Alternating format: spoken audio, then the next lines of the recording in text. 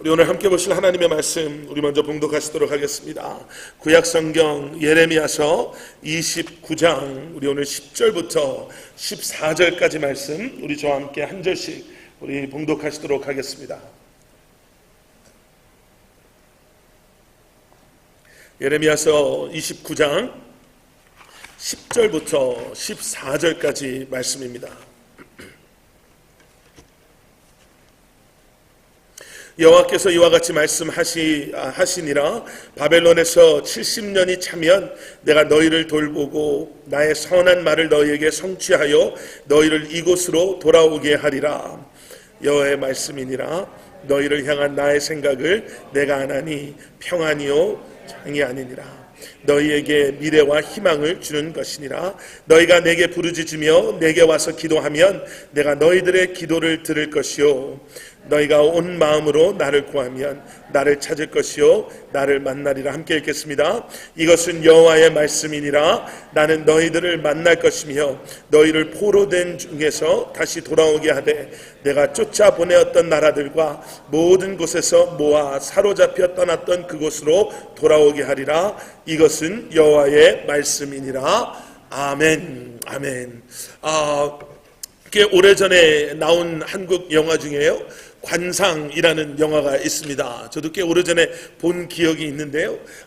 대충 내용은 조선시대에 관상 잘 보는 사람 한 사람이 운 좋게 이 나라 일을 하는 관리에게 픽업이 되죠. 그래서 관상을 봐주면서 그때 조정의 권력을 잡은 사람들에게 많은 이익을 얻는, 그런데 그게 결국에는 나중에 자기에게 큰 불행을 가져다 주는 좀 약간 아이러니한 그러한 내용의 영화입니다. 관상이라는 것이 사람의 얼굴 형태나 사람의 얼굴 모습을 보고 그 사람의 무슨 인생에 대해서 앞으로 닥칠 일에 대해서 이렇게 예견하는 그런 기술이라고 그래야 되나요? 학문이라고 하긴 그렇고 그런 기술인데요. 참 재밌는 게 뭐냐면 그 영화에 이런 대사가 있어요. 정확한 대사는 아닌데 어떤 대사냐면, 그 영화 중에 등장하는 수양대군이, 왕이 되려고 하는 수양대군이 이 관상을 보는 사람이 자꾸 자기에 대한 그러한 잘못된 그 안 좋은 관상을 이 왕의 측근들에게 말해주니까 이 사람을 없애려고 하잖아요. 그러면서 이 사람의 아들을 죽입니다. 그러면서 돌아서면서 이 수양대군이 뭐라고 얘기하냐면, 저 관상 보는 사람이 자기 아들의 관상을 보고 오늘 자기 아들이 죽을 줄 알았을까 몰랐을까 이렇게 얘기를 하는 거예요. 근데 그 대사 안에서 참 뭐라 그럴까요? 좀 우습기도 우습고 그 관상이란 게 얼마나 정말 허무했던 건가라는 게 느껴지는 거죠. 다른 사람들의 관상을 봐주면서 이 사람은 옆에 두면 좋은 사람입니다, 당신은 이때 조심해야 됩니다 라고 말해주는 사람이 자기가 가장 사랑하는 아들의 죽음을 알았을까 몰랐을까, 알았더라면 왜 못 막았을까, 이런 거죠. 관상을 보는 사람들이 하나같이 하는 얘기가 그런 얘기라고 해요. 관상은 이런데 당신의 인생은 당신의 노력 여하에 따라서 충분히 달라질 수 있습니다.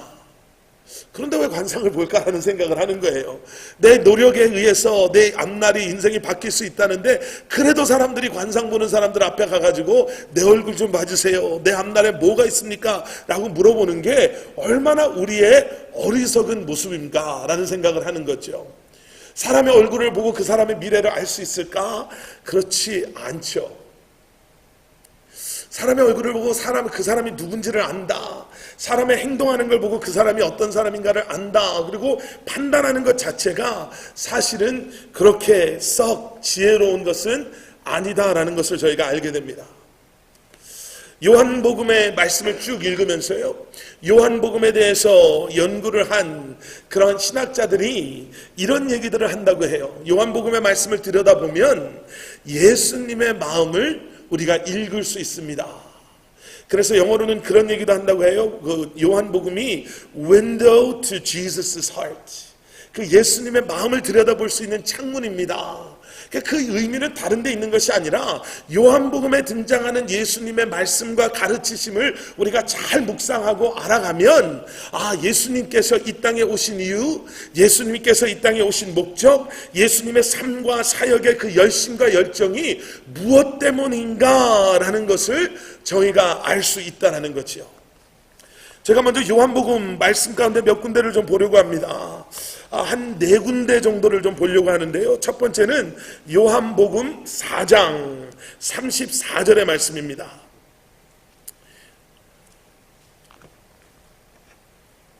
요한복음 4장 34절의 말씀은요, 여러분 우리가 잘 아는 예수님께서 사마리아 여인과 만나서 대화하셨던 그 우물가에서 사마리아 여인에게 내게 물 좀 달라라고 말씀하시면서 거기서 나누셨던 대화가 이제 요한복음 4장에 등장하는데요.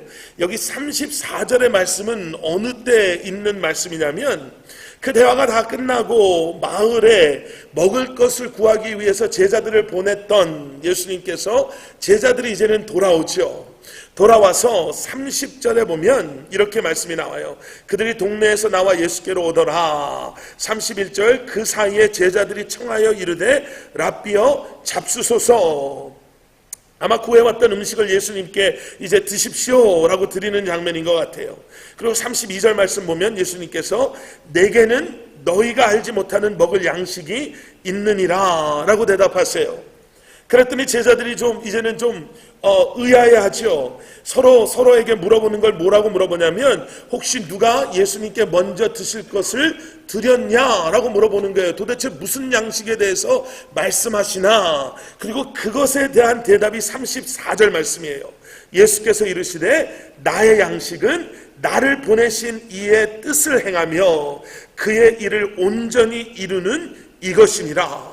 여기서 말하는 양식은 그냥 음식을 이야기하시는 게 아니라 그 양식이 의미하는 나를 충족시키고 나를 만족시키고 나를 살아가게 하는 의미와 목적, 나에게 힘과 능력과 에너지를 주는 바로 그것은 내가 하나님의 뜻에, 나를 보내신 아버지 하나님의 뜻을 행하며 그의 일을 온전히 이루는 것이다. 그러니까 예수님의 마음에 지금 삶의 목적과 이 땅에 오신 이유에 대해서 너무너무 분명하게 말씀하세요. 나를 보내신 분의 뜻을 이루기 위해서, 그것을 온전하게 이루기 위해서 내가 이 땅에 왔다라고 말씀을 하세요. 지금 이 요한복음 4장 34절의 말씀, 지금 이때는요, 예수님의 이 땅에서의 사역의 정말 아주 초창기에 일어났던 일입니다. 저희가 지난 며칠 동안 봤던 마태복음 5장에서 시작되는 산상수훈의 말씀 이전의 사건이거든요. 아주 처음부터 예수님께서는 나의 목적, 내가 이 땅에 온 이 목적은 먹고 마시고 잘 살고 내가 여기서 많은 사람들한테 인정받고 많은 사람들이 나를 쫓아오고 이런 것에 있는 게 아니라 나를 충족시키는 것, 나의 만족은 어느 곳에 있냐면 나를 보내신 분의 내 허락하신 삶과 사역을 완성하는 데, 이루는 데 있다라고 말씀을 하세요. 자, 다음 한 군데 더 볼 때는요, 요한복음 5장 19절과 30절 말씀입니다. 자, 요한복음 5장의 말씀은요, 좀 시간이 지났습니다. 그리고 요한복음 5장의 말씀은 어떤 배경이냐면, 예수님께서 안식일 날 병든 자를 치유해 주세요. 그러니까 안식일날 병든 자를 치유해주면 안 되는데, 예수님께서 안식일날 병든 자를 치유해주시는 장면을 보고 이제 그 광경을 목격했던 유대인들이 예수님께 반박하는 장면이에요. 어떻게 율법을 어기는 행동을 하실 수 있습니까? 라고 물어봤을 때 예수님께서 19절에 뭐라고 말씀하시냐면요, 내가 진실로 진실로 너희에게 이르노니 아들이 아버지께서 하시는 일을 보지 않고는 아무것도 스스로 할 수 없나니 아버지께서 행하시는 그것을 아들도 그와 같이 행하느니라. 아버지가 하시는 일을 아들도 행한다 라고 말씀하시고요, 30절에 내려가서 보면 또 이렇게 말씀하세요. 내가 아무것도 스스로 할 수 없노라. 듣는 대로 심판하노니 나는 나의 뜻대로 하려 하지 않고 나를 보내신 이의 뜻대로 하려 함으로 내 심판은 의로우니라. 나는 내 마음대로 내가 하고 싶은 것 하는 삶, 나는 내가 하고 싶은 대로 살고 싶은 대로 사는 것이 아니라 나는 나를 목적을 가지고 이 땅에 보내신 아버지의 뜻, 그 뜻대로 나는 산다. 보내신 분의 뜻대로 나는 산다 라는 말씀을 하세요. 자, 여기서 중요한 것 두 가지를 기억하셔야 돼요. 하나는 뭐냐면 여호와의 증인에 가시는 분과 접해 보시는 분들은요, 이 말씀을 사용하는 것을 들어보신 적이 있으실 거예요. 이 말씀 가지고 나오면서 뭐라고 얘기하냐면, 보십시오, 예수님 스스로도 자신이 하나님보다 낫다고 말하지 않습니까? 라고 얘기를 해요.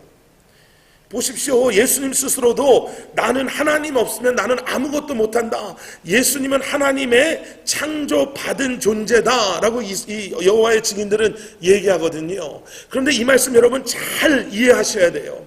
지금 예수님께서 여기서 말씀하시는 이거는 높고 낮음의 위치에 대한 말씀을 하는 것이 아니라 하나님의 온 인류를 향한 계획하심 속에 예수님이 감당하시는, 그런 예수님의 감당하셔야 되는 부분에 대한 순종과 예수님의 사명과 소명에 대한 말씀을 하고 계시는 거예요. 이 바로 앞에 18절의 말씀을 보면, 그리고 17절의 말씀을 가서 보시면 이런 말씀이 나오거든요. 예수께서 그들에게 이르시되 내 아버지께서 이제까지 일하시니 나도 일한다. 지금 예수님께서 이 말씀 하시면서 18절에 내려가서 보면 유대인들이 이 말씀으로 말미암아 더욱 예수를 죽이고자 하니, 왜요? 예수님의 이 말씀에 의미가 있거든요. 예수님께서 안식일을 범하시는 것뿐만 아니라 더 중요한 건 그 뒤에 나오는 거예요. 하나님을 자기의 친아버지라고 하여 자기를 하나님과 동등으로 삼으심이로다. 그러니까 여러분, 이슬람이 아니라 여호와의 증인을 만나시면요, 만약에 이런 얘기 한다면 바로 이 앞에 말씀을 해주시면 돼요. 유대인들조차도 지금 예수님이 무슨 말씀을 하시는지 아는 거예요. 나는 하나님보다 못한 존재다라는 걸 말하시는 게 아니라 나와 하나님과는 동등하다. 그리고 지금 아버지 하나님의 사랑이 예수 그리스도로 인해서 우리에게 예수 그리스도를 통해 보여지는 사랑으로 이 땅에 오심으로 말미암아 십자가에 죽으시고 부활하시는 그 사랑으로 말미암아 우리가 구원받게 됩니다. 나는 이 사실을 짚어주실 수 있으셔야 돼요. 두 번째 중요한 건 뭐냐면요, 우리는 예수님의 이러한 고백 속에서 우리가 가져야 되는 마음을 하나를 꼭 기억하셔야 돼요. 그건 뭐냐면, 여러분, 우리는 이렇게 생각할 때가 있어요. 우리 나름대로 고민하고 생각하고 여러 사람들한테 물어보고 나서 내가 가장 좋다라고 생각하는 계획을 딱 세워놓고, 하나님 이 계획입니다, 축복해 주세요 라고 할 때가 많잖아요. 우리가 자녀들을 양육할 때도 그렇고, 우리가 일할 때도 그렇고, 우리가 앞으로의 우리의 삶을 계획할 때도 사실은 우리 안에는 이미 내가 옳다, 맞다, 최상이다라고 생각하는 계획을 가지고 있어요. 그리고 나서 우리는 물어보는 게 뭐냐면, 하나님 이거 축복해 주세요. 내가 원하는 게 이거거든요. 하나님 축복해 주셔서 이대로 될 줄 믿습니다. 그리고 그렇게 안 되면 또 하나님을 원망하고. 그런데 우리는 이 말씀을 통해서 우리가 알게 되는 건 뭐냐면요, 예수님의 마음에는, 예수님은 하나님과 동등하지만 우리가 빌립보에서도 보는 것처럼요, 그 겸손함 속에 하나님의 그 온 인류를 향한 구원의 계획 속에 그 안에 순종함으로 겸허히 나오시는 예수님의 그 모습 속에 우리는 뭘 발견하게 되냐면요, 우리가 해야 될 건 뭐냐면 하나님의 뜻을 우리가 분별할 수 있어야 돼요. 아프더라도 힘들더라도 그게 아니다 싶더라도 하나님의 뜻을 우리가 분별할 수 있어야 되고, 그리고 분별한 하나님의 뜻 앞에 믿음과 순종함으로 그 부르심 앞에 나아갈 때 하나님께서 그 믿음을 보시고 축복을 해주시는 줄 믿습니다. 이게 반대가 아니고요, 하나님 나 이건데요, 내가 원하는 건 이건데요, 하나님 왜 축복 안 해주세요가 아니라, 하나님 나는 이렇게 생각하고 있었는데 하나님의 뜻은 여기에 계셨군요 라는 그러한 믿음의 고백 안에 이제는 순종하며 겸손히 내 것을 내려놓을 때 하나님께서 우리를 축복해 주실 줄 믿습니다. 자, 두 번째는요,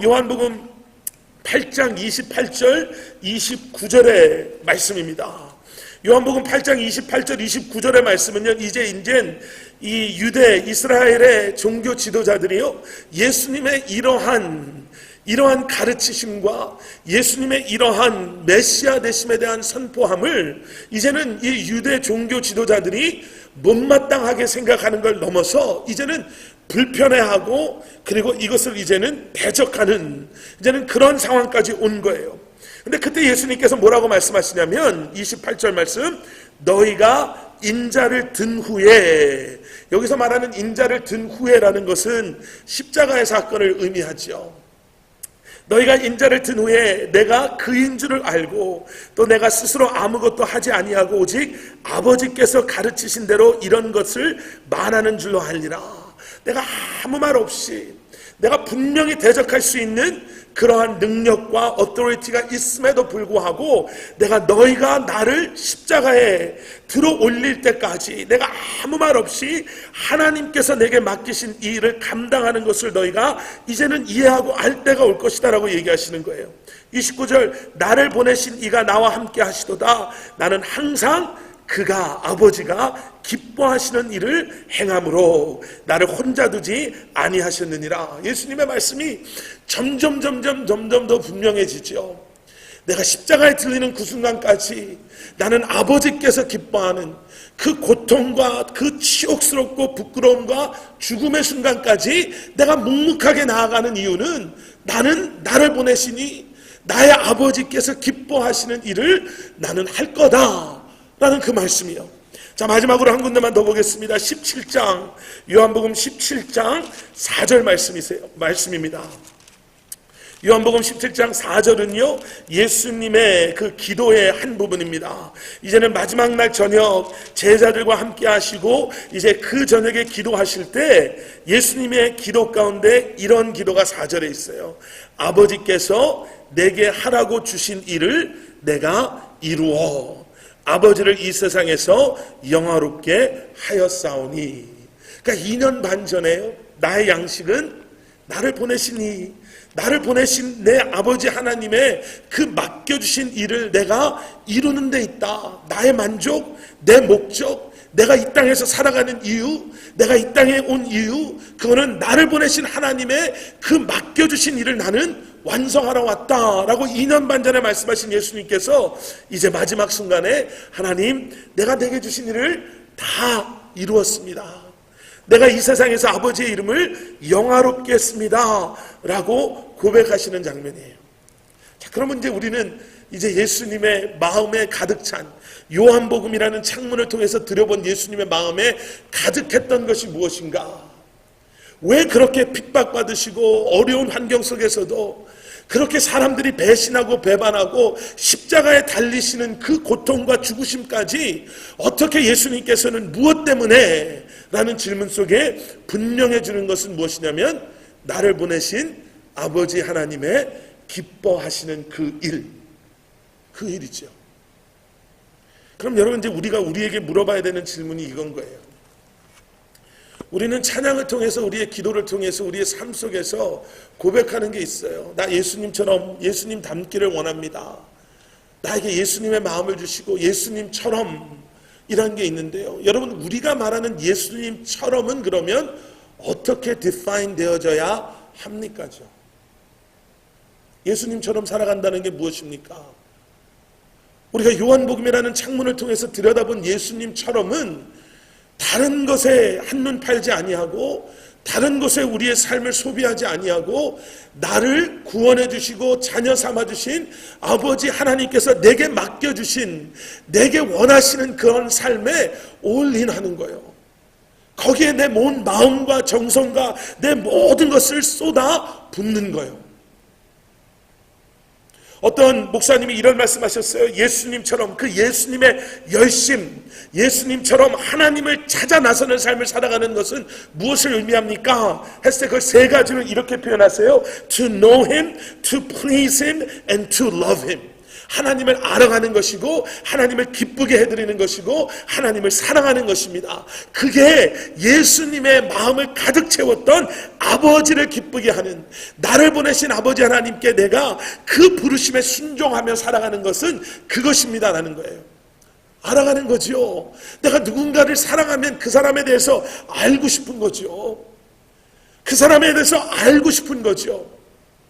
그분에 대해서 알지 못하는 내가 그분이 기뻐하는 것, 그리고 그분이 원하시는 삶을 산다라는 것은 정말 앞뒤가 안 맞는 말이죠.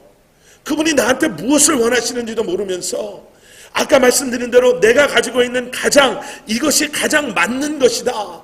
때로는 우리가 정말 가장 선한 마음 속에서요, 신앙의 열심 속에서도 그런 마음을 가질 수 있어요. 이것이 아닐까?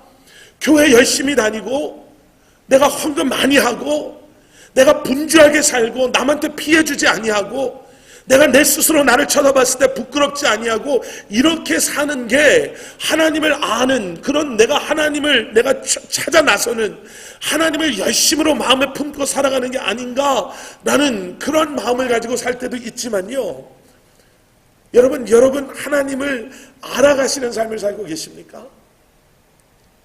지금 이 순간 오늘 보신 본문 말씀을 우리가 이제 잠깐 좀 볼 텐데요, 오늘 보신 예레미야 29장에 나오는 말씀은 지금 바벨론의 포로로 살아가고 있는 이스라엘 사람들에게 예레미야 선지자가 편지를 쓰는 거예요.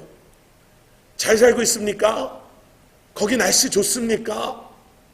우리 여기도 뭐 잘 지냅니다. 이런 편지가 아니라 그 바벨론의 포로로 있는 그들 사이에 거짓 선지자들이요, 잘못된 그러한 말씀을 가지고 그들을 현혹시키고 있어서요. 어떻게 해요? 자, 이제 포로 생활 끝날 때 다 됐다. 이제 곧 끝나니까 이제 걱정하지 마십시오. 우리 말만 잘 들으면 이제 곧 우리가 고향으로 돌아갈 겁니다. 이 얘기요. 그 얘기가 뭐가 그렇게 잘못됐습니까? 그렇게 어렵게 사는 사람들이 희망이라도 있어야 되는 거 아닙니까? 아니요. 그런 관점에서 보면은 그럴 수도 있다라고 생각할 수 있는데, 여러분, 분명히 하나님께서 이스라엘 민족에게 이러한 아픔을, 포로됨의 아픔을, 자기 나라에서 이렇게 붙잡힘 당해서 여기까지 오는 가족들의 죽음을 목격하고 가족들과 헤어지는 삶을 살게 하는 오랫동안 지속되는 포로의 생활을 하게 하시는 목적이 있잖아요. 하나님이 왜 이러시는지를 우리가 놓쳐버리면요, 우리는 엉뚱한 목적을 가지고 사는 거예요. 편안함이 목적이 되면요, 당연히요, 집에 빨리 가고 싶죠. 그런데 나의 죄에 대한 정말 애통해야 하는 참회와 하나님 앞에 회개하는 마음이 있다면, 이래서 이렇구나, 하나님께서 지금 나를 회복하고 계시는 과정이구나 라는 분명한 믿음의 말씀에 근거한, 하나님의 약속에 근거한 믿음의 고백이 있으면, 여러분, 그 과정이 내게 필요하다라는 걸 알죠. 이걸 모르면 하나님을 원망하고 사는 거예요. 하나님을 알아야 되는 게 이래서 중요하거든요. 하나님의 사랑이 때로는 하나님의 사랑은 때로는 이렇게 해서라도 나를 하나님께 돌아오게 하는구나 라는 것을 알지 못하면, 저는 그 순간에는 엉뚱한 생각으로 오히려 우리가 더 힘들게 되는 거예요.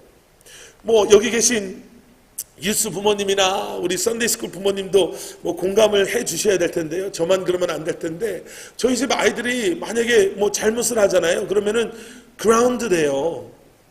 예, 그렇잖아요. 고개를 끄덕여 주셔야지 제가 안심하고 제가 계속해서 얘기를 하죠. 예, 때로는 너 TV 못 봐, 때로는 너 학교 끝나고 친구들이랑 못 놀아, 너 전화 가지고 와, 이런 것들이 있죠. 제가 그 전화를 가져가고 싶어서 전화를 뺐을까요? 제가 저희 집에 전기세 아끼려고 TV 못 보게 할까요? 제가 애들 어디 놀러 간다 그러는데 라이드 주기 싫어서 기름값 아까워서 옳지 잘 됐구나, 내가 벼르고 있었는데 이번 기회에 너 좀 기름값 좀 세이브하고 전기값 좀 세이브하자, 제가 이럴까요? 그래서 그걸 할까요? 만약에 우리 아이가 그런 생각을 가지고, 우리 아빠는 참 치사해, 자기 전화도 있으면서 왜 내 전화까지 뺏어가서 쓰려고 그래, 이런 마음을 품으면 이 아이는 제 마음을 놓친 거예요. 전화만 놓친 게 아니라 제 마음까지 놓친 거예요. 여러분, 우리가 하나님의 그러하신 우리를 회복하고자 하시는 과정 속에서 하나님을 모르면요, 오히려 우리는 그 회복의 순간에서 하나님을 원망하는 순간으로, 오히려 하나님께서 우리를 다시금 세워주시고자 하시는 그 과정 속에서 오히려 하나님을 등지고, 어떻게 하나님이 나한테 이러실 수가 있어, 어떻게 하나님께서 이렇게 나를 대하실 수가 있어? 라는 그 마음을 가지고 그 자리를 떠날 수밖에 없는 거예요. 우리가 왜 하나님을 찾아 나서는 all-in-하는, 정말 내가 하나님 앞에 나아가겠습니다 라는 것에 머뭇거리냐면요, 하나님을 몰라요. 오늘 우리가 읽었던 예레미야서 29장의 11절의 말씀, 여호와의 말씀이니라. 뭐라고 말씀하세요? 너희를 향한 나의 생각을 내가 아는데 재앙이 아니고 평안이라는 거예요.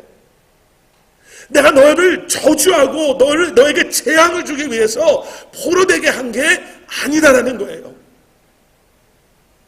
비록 너가 너 땅에, 너의 고향 땅에선 떨어져 있지만 그 땅보다 더 중요한 하나님이 지금, 내가 지금 너희와 함께하고 있다라는 이 사실을 깨달아 알아야지만, 여러분, 그 안에서도요, 그 어려움 속에서도요, 포로로, 노예로 잡혀져 있는 그 상태 속에서, 그 상황 속에서도 하나님 앞에 나아갈 수 있는 그 은혜를 우리가 경험하게 되는 줄 믿습니다. Please Him, 하나님을 기쁘게 해드려야 되는 거예요. 여러분, 누구한테 선물을 사줘도요, 선물을 사줘도 대충 사주는 사람이 있고요, 어떤 사람은 그 선물 하나 사주려고 얼마나 고민하는지 몰라요. 예를 들면 Father's Day 때 아이들이 아버지한테 선물 줄 때는 정말 대충 사주는 것 같아요. 어쩔 때는 그냥 어디서 집 옆에 있는 월그린 가서 뭐 하나 그냥 집어온 것 정도의 수준밖에 안 돼요. 근데 머더스데이 때는 고민하는 모습들이 조금 저희 애들은 있더라고요. 왜 그런지 모르겠어요. 제가 며칠 전에 아는 목사님이 페이스북에요, 사진 한 장을 올렸는데 무슨 사진을 올리셨냐면 스타벅스 기프트 카드를 올리신 거예요. 근데 제가 너무 놀란 게 뭐냐면, 스타벅스에서 기프트 카드를 사서 누구에게 선물을 자주 주시잖아요. 그럼 저희는 주로 한 25불? 조금 마음을 쓰면 한 50불. 50불 쓰면 벌써 커피가 몇 잔이에요. 근데 이 목사님이 올렸는데 스타벅스 기프트 카드가 얼마짜리 기프트 카드냐면요, 500불짜리 기프트 카드를 받았어요. 이 목사님이 번호 다 나와 있는 걸 가지고, 혹시 내 페이스북 친구 중에 내가 이거 어떻게 500불어치를 언제 먹냐, 여기 있는 친구들 중에 혹시 커피 사 먹고 싶을 사람 있으면은 이 번호 가지고 사라, 뭐 이렇게 해서 올려놓으셨어요. 근데 제가 그걸 보면서, 그분은 이런 얘기를 안 썼는데 제가 그걸 보면서 이런 생각을 한 거예요. 스타벅스 500불짜리 기프트 카드는 굉장히 큰 선물이죠. 근데 만약에 이 목사님이 지금 당장 필요한 게 커피가 아니고 집 렌트비가 지금 몇백 불이 비어 있다고 하면 그 스타벅스 500불이 어떻게 도움이 됐을까라는 생각을 하는 거예요. 물론 그렇지는 않을 목사님이지만요. 여러분, 알아야지 그분이 무엇을 원하는지를 알게 되고요, 그분이 무엇을 원하는지 알아야지 사랑할 수가 있어요. 하나님을 모르면 무엇을 기뻐하시는지, 그리고 그 기뻐하시는 것을 행하지 못하는 사랑은, 여러분, 그게 사실은 좀 앞뒤가 안 맞잖아요. 예수님의 삶 가운데서는 전적으로 하나님께 집중하는, all-in-하는 모습이 있었어요. 여러분, 우리는 어떻습니까? 제가 두 가지만 말씀드리고 말씀을 마무리할게요. 오늘 보신 말씀에 근거한 두 가지예요. 여러분, 무엇이 우리를 지금 가로막고 있습니까? 우리 마음에 하나님으로 가득 채워지는 것을, 하나님을 알아가는 것을 무엇이 가로막고 있습니까? 첫째는 뭐냐면요, 우리는 하나님을 알아가는 것을 두려워해요. 하나님 알아가는 걸 두려워해요. 왜 두려워하냐면요, 우리가 하나님을 알거든요. 우리가 아는 하나님, 그리고 그런 하나님의 우리를 향한 계획하심을 우리가 분명히 알아가면 알아갈수록 그러한 하나님의 우리를 향한 계획하신, 예수님이 말씀하시는 그분이 기뻐하는 것, 난 그분이 기뻐하는 것, 하나님이 기뻐하는 것 살고 하나님이 뜻하신 대로 살겠습니다라는 그 고백이 우리는 얼마나 무서운지 알아요. 제가 어제 저녁에 제가 잘 아는 선교사님으로부터 밤늦게 전화를 한 통화를 받았어요. 선교제에 나가신 지 4개월 되신 선교사님이에요. 안수 받으시고 바로 선교 나가셨어요. 근데 어제 저녁에 급하셔서 전화를 하셨어요. 카카오톡이 참 좋더라고요. 카카오 메시지 하나가 목사님 통화 가능해요? 그래서 가능하죠. 바로 전화가 왔어요. 그런데 이런저런 얘기하시는데 어린아이 데리고 선교제 나가셨는데 참 힘드시겠더라고요. 4개월이지만. 선교지를 떠나시고 난 뒤에도 너무나 많은 변화들이 있어서 정말 불안하시겠다라는 생각이 들더라고요. 정말 불안하고 힘드시겠다라는 생각이 들었었어요. 근데 전화를 끊고요. 제가 이 말씀 다시 한번 보면서 이 두렵습니다라는 그 부분에서 구체적으로 저한테 무슨 생각이 드냐면 만약에 그 선교사님이 내 아들이었으면 어땠을까라는 생각이 드는 거예요. 내 아들이 정말 저희 집 아들 일라이가 열심히 공부해서 정말 엄마 아빠가 정말 프라우드하게 생각할 수 있는 좋은 대학교에 가서 또 거기서도 공부를 잘해줘서 또 의과대학에 가서 이제는 레지던시까지 다 끝나고 이제는 드디어 제가 우리를 먹여 살리겠구나 뭐 이런 생각을 하고 또 한 달에 한 번씩 어머님 아버님 그동안 너무 고마웠었습니다. 그리고 딱 은행에 가보니까 나라에서 주는 돈보다 더 탁탁탁탁 아들에서 오는 돈이 있어서 너무 제가 행복하게 있는데 어느 날 갑자기 아들이 아버지 제가 컨퍼런스 한번 다녀오겠습니다. 그래서 그래 가서 은혜 많이 받고 하고 왔는데 4일 뒤에 와서 아들이 전화해서 뭐라고 하냐면 아버지 하나님이 저를 부르셨어요. 이제는 제가 분명히 하나님의 부르심에 대한 확신이 생겼어요. 그래 그게 뭐냐 그랬더니 저 선교사로 나갑니다. 만약에 여러분들이 그런 상황이 있었으면 어떤 마음이 드셨겠어요? 여러분 우리 안에는 조금 그런 마음들이 있어요. 나 스스로도 그래요. 하나님을 알아가면 알아갈수록 올인하면 올인할수록 하나님이 기뻐하시는 삶이 뭔지를 알아가면 알아갈수록 내가 사랑하는 것들을 하나씩 내려놔야 되거든요. 내가 사랑하는 걸 하나씩 그거로부터 뒤돌아서야 되거든요. 내가 놓지 않으려고 하는 걸 하나님을 알아가면 알아갈수록 깎아내시는 아픔이 있거든요.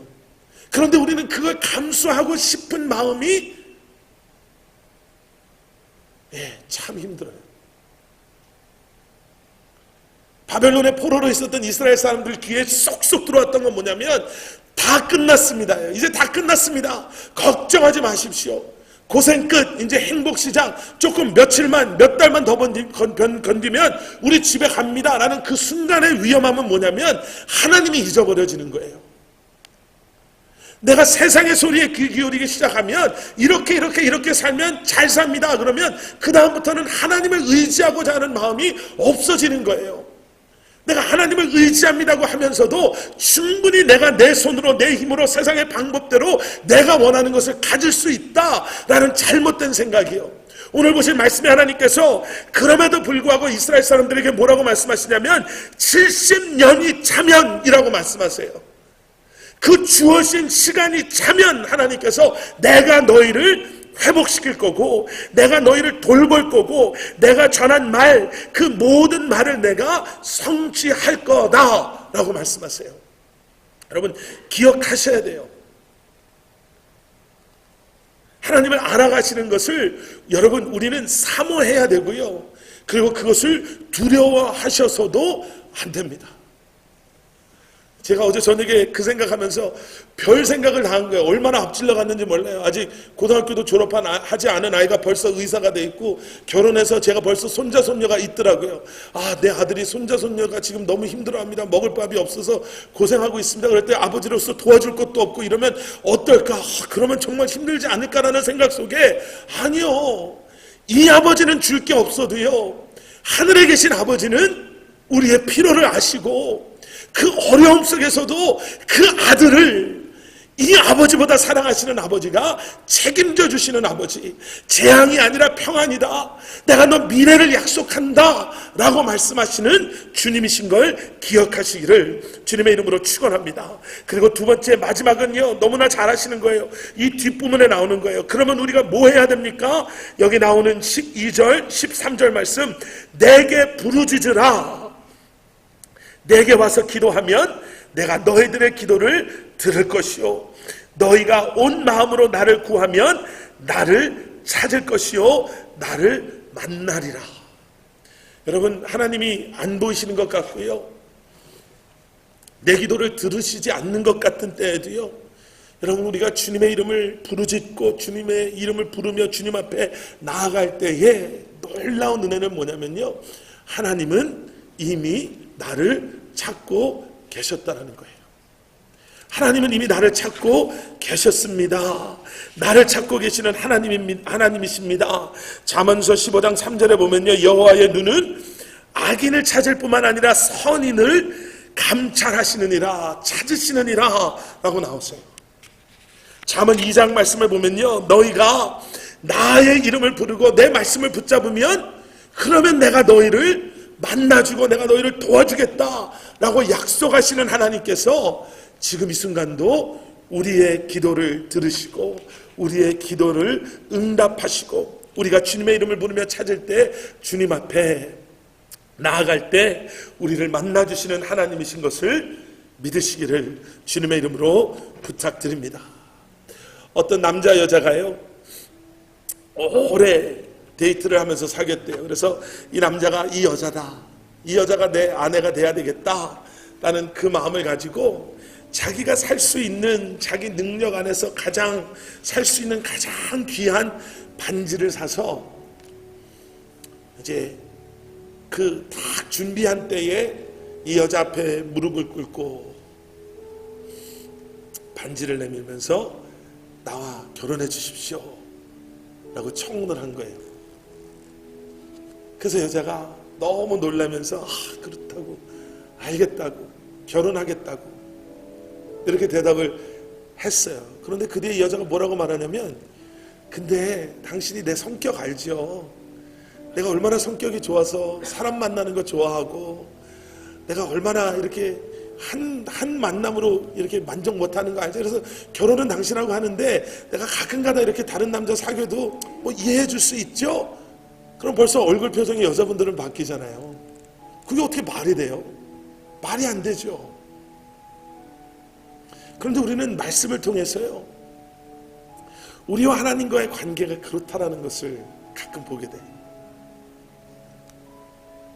하나님 사랑합니다 라는 그 고백에 우리는 절대로 인색하지 않아요. 그런데 우리 안에 문제는 뭐냐면, 그러한 하나님께 우리의 전부를 드리는 삶을 살지 못한다는 거예요. 예수님 닮아가겠습니다, 예수님 닮기를 원합니다 라고 얘기하면서도 예수님 마음에 가득 찼던 그분이 기뻐하시는 일, 그분의 뜻, 그분이 원하시는 삶에 대해서는 우리가 관심이 없는 게 문제인 거예요. 바벨론의 포로에 잡혀 있었던 이스라엘 사람들이 거짓 선지자의 말에 현혹되어서 그들이 하나님의 그 마음을 잃어버렸다면, 어쩌면 우리는 이 세상에 너무나 많은 그런 소리들 속에서 우리의 마음을 빼앗기고 멀쩡히 결혼 반지는 차고 있는데요, 세상 속에서 있는 우리의 그런 모습을 전혀 부끄러워하지 아니하는, 나를 부르짖으면, 내게 기도하면 내가 응답할게, 나를 찾으면 내가 만나줄게 라고 말씀하시는 주님 앞에 나아가지 못하는 우리를 다시 한번 돌아볼 수 있기를 바라고, 이번 이 한 주간도 우리의 삶을 주님 앞에 온전히 드릴 수 있는 그러한 우리 한 사람 한 사람이 되기를 주님의 이름으로 부탁드리고 축원합니다.